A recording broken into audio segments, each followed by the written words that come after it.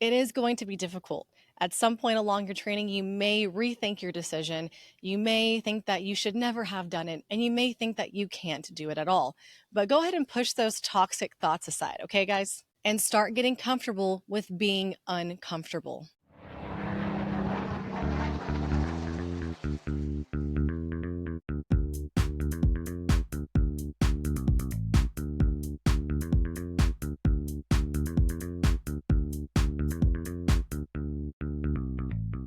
Hello, aviators, and welcome back to the Aviator's Guide. It sure is a pleasure to have you here today, watching on YouTube or listening on your favorite podcast platform, learning, thriving, and growing to be a better pilot. I'm Hollie Bellino, your host, and I love helping out the next generation of pilots however and whenever I can. And this passion of mine to help out you guys and your future endeavors as pilots was reinstilled when I recently attended the Women in Aviation International Conference in Colorado last month in March. It was such an incredible experience, and I am beyond grateful I was able to go. Seeing all my fellow female aviators and having the ability to connect with pilots from all over the country and all over the world was definitely a highlight of my 2025 so far. In my next episode, I will be going into more detail about my experience at this conference, including a really big emphasis on career options I learned about while I was there for you guys. But today I want to go over some bits of information I found myself consistently repeating to all of the newer student pilots that I was encountering while I was at the event. By the way, there were a lot more student pilots there than I had anticipated. When I was a student pilot, I didn't know about these events, nor did I have the time or the money to be able to attend them. But one of the many things that I learned while I was at this conference is that there are actually organizations out there that will award you a free ticket to go to conventions like this. So that's pretty cool.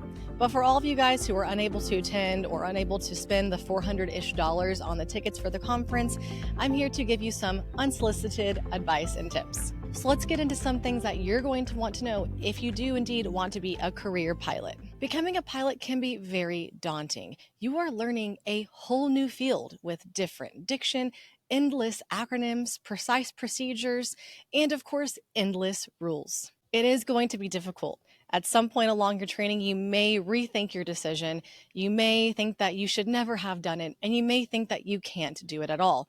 But go ahead and push those toxic thoughts aside, okay, guys? And start getting comfortable with being uncomfortable. As a pilot, especially during your initial training, you're going to find yourself in many uncomfortable situations, whether it's learning how to do stalls for the first time, going on your first solo cross country, or preparing for a check ride. There are two things being said about being too comfortable when you're a pilot.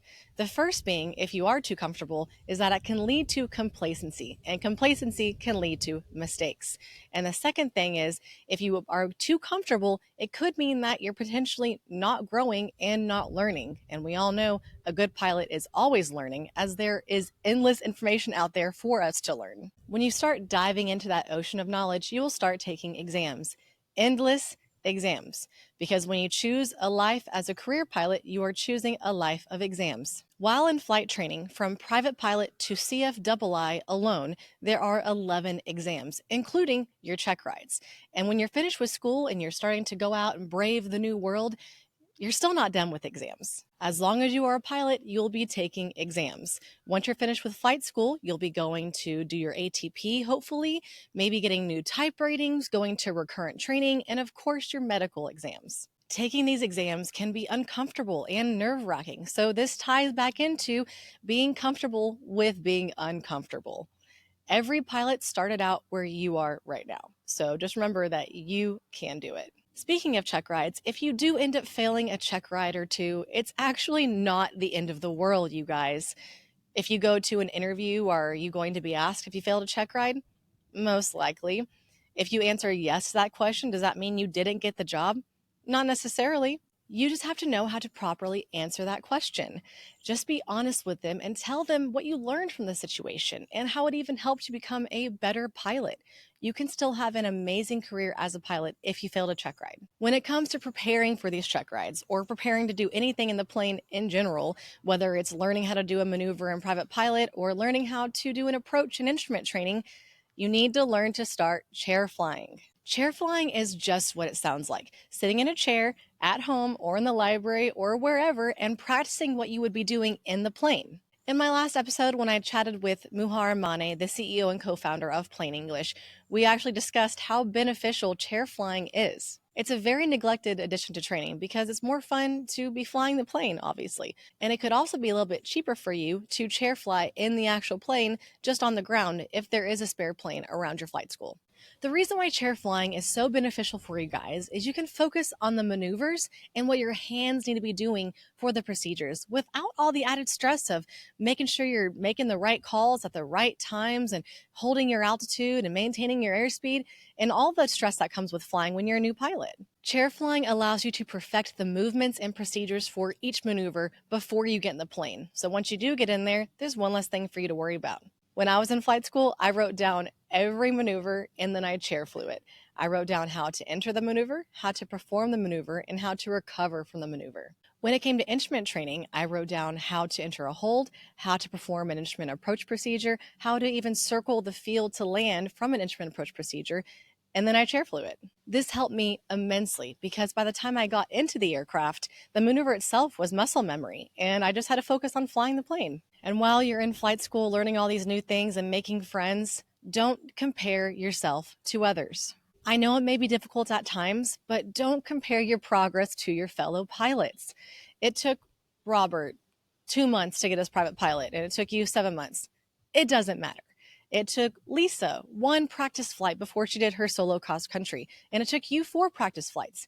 It doesn't matter. It doesn't matter how long it takes you to progress. It only matters that you are progressing and that you are improving. I can almost guarantee you that when you go to an interview, they're not going to ask you, so how long did it take you to complete your instrument rating? No. So do yourself a favor and stop thinking you're not a good pilot because it took you longer to get your certificates. At the end of the day, everyone has the same certificates. Rate of progression is not what's going to set you apart when it comes to finding a job. What's going to set you apart is your involvement in aviation, your attitude, your hours, and your knowledge. Another thing you want to start thinking about early on in your aviation career is networking. Networking is king in aviation, y'all. I don't know how many times I've said this on my show already, you guys, but the aviation community is small. However, you don't really realize it until you get out of your flight school bubble. So start networking early. This doesn't mean you have to spend hundreds of dollars on conferences. Just go hang out in FBOs or get a part-time job in an FBO. While you're at the FBO working or studying, you need to be listening, having a great attitude, and acting professional at all times. Listen to other pilots to see what kind of planes they're flying. Go ask them if you can see inside and just show that you're eager to learn. And while you're listening, keep your eye out for a single pilot. And no, I don't mean a pilot who is single and ready to mingle. I mean a pilot who is qualified for single pilot operations in his or her aircraft. Some jets you want to keep your eye out for that are certified for these single pilot operations are going to be the Cessna Citation, the Phenom, the Honda Jet, the Cirrus Vision Jet, the Beechcraft Jet, and the Pilatus PC-24. Now, why do you think you want to keep your eyes peeled and your ears perked for these single pilot aircraft? Well, what's to the right of the pilot in command? That's right, an empty seat with your name on it. Ask those pilots if they wouldn't mind you riding along for a trip for one day. Get their phone number and find them on LinkedIn. And don't forget to follow up with them. If they haven't reached out to you, don't think it's because they don't want to help. They probably just forgot. Everyone gets busy. Now, if you find yourself sitting right seat in, say, a Cessna Citation or a Phenom, you can possibly log multi-engine time, turbine time, SIC time, and dual receive time. Did you know that the PIC doesn't necessarily have to have their CFI to allow you to log dual received? Yeah, if they have their ATP rating and they're operating under Part 121 or Part 135, you can log dual received when you're with them. I've attached a link in the show notes that will lead you to a document or a clarification letter about this topic, but you can also check out Regulation 61.167 and 61.3 to look more into it. So go find those connections and get some flights in some cool aircraft. The last thing you need to know if you want to be a pilot is that there are more options out there than just going to the airlines. Yes, of course, working for the airlines is a fantastic career choice. However, maybe you're looking for something a little different. Maybe you'd like to be home every night, so you get a job as a CFI or a private pilot. Maybe you want something that you personally feel is a little bit more challenging, like firefighting. I will be going over more details on jobs like these in my next episode, where I talk about all the cool things I learned about at the Women in Aviation conference I went to last month. So make sure you stay tuned for that, because I'm going to try and get it out next week. There's so much for you guys to know, and I'm excited to tell you. To recap, if you do want to be a career pilot, you need to get comfortable with feeling uncomfortable, know that you will have exams for the rest of your life, know it's okay to fail a check ride and it's not the end of the world, chair fly, stop comparing yourself to others, network, and know that there's more to aviation careers than the airlines. I do hope you feel more prepared now for your future in aviation. And if you have any more questions, don't hesitate to reach out to me at youraviatorsguide@gmail.com. If you haven't already, go ahead and like this video and subscribe to my YouTube. And don't forget to follow, rate, and review my show on your favorite podcast platform. I sure do appreciate your support, so I can continue to support all of you guys. Be ready for that next episode that will be covering all the career topics I learned while I was at WAI. And until then, stay confident, keep flying, and I'll see you later, aviators.